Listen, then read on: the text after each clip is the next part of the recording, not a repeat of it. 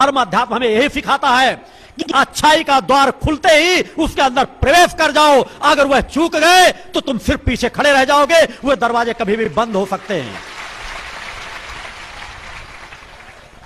बुराई के द्वार सामने खुला भी हो तो उसके बारे में 1000 बार सोचो कि हमारे लिए हितकारी है या अहितकारी है, मगर अच्छाई के द्वार पर एक भी क्षण का यदि तुमने सोचने में विलंब कर दिया तो एक क्षण भी आपको बहुत पीछे छोड़ सकता है।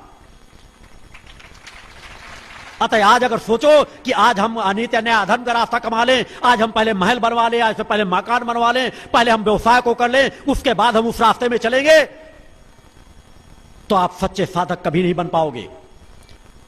जहां से तुम्हें आवाज मिल जाए, बचपन से, युवा अवस्था से, वृद्धावस्था से, जहां पे तुम्हें आवाज मिल गई वहीं पे अपनी दिशा को मोड़ दो।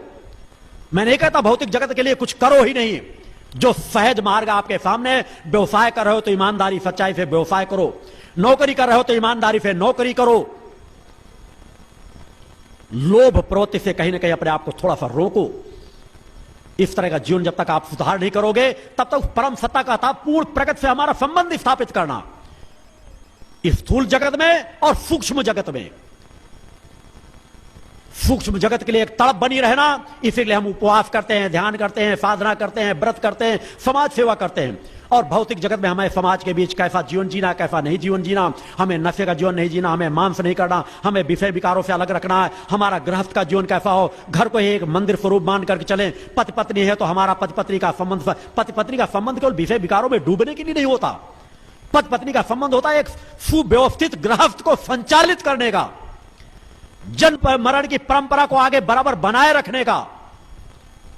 घर एक मंदिर का स्वरूप हो, सुख शांति का स्वरूप हो। मैं भी गृहस्थ का जीवन जीता हूं, मैं अपनी 3 बच्चियों से पूर्णतः संतुष्ट हूं, पत्नी से पूर्णतः संतुष्ट हूं। मेरा गृहस्थ शायद इस भूतल का सबसे सुव्यवस्थित गृहस्थ है। आप ऐसा जीवन क्यों नहीं जी पाते?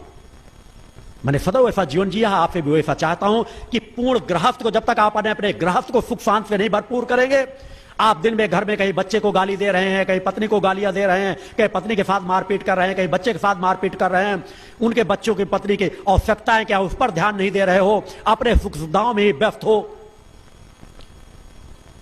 पति पत्नी अपना जीवन अपने तरीके से, पत्नी अपनी तरीके का जीवन जी रहा है, पति अपने तरीके का जीवन जी रहा है। इनसे थोड़ा सा अलग हट करके सुव्यवस्थित जीवन जियो, संतुलन का जीवन जियो। धर्म कर्म में आप कहीं बढ़ जाना चाहते हैं, अपने आध्यात्मिक कार्यक्रमों में पत्नी को नहीं ले जाना चाहते, बच्चों को नहीं ले जाना चाहते, और जब बच्चे बड़े हो जाते हैं तो उनसे चाहते हो कि बच्चे हमारे जैसा हम कहे वैसा चले। सच्चे माता पिता तो वह होते हैं जो बच्चों को 2 कदम अपने से और आगे बढ़ा दें, और वो एक दिन में नहीं होता। एक जून के जन्म लेते कि ही आप हर पल जब उनका ख्याल रखते हैं, हर पल उनकी देखरेख करते हैं, हर पल उनको संस्कारों की दिशा में बढ़ाते हैं, उनके सामने आपके भी आचार विचार व्यवहार उसी तरह का आप जीवन जिए।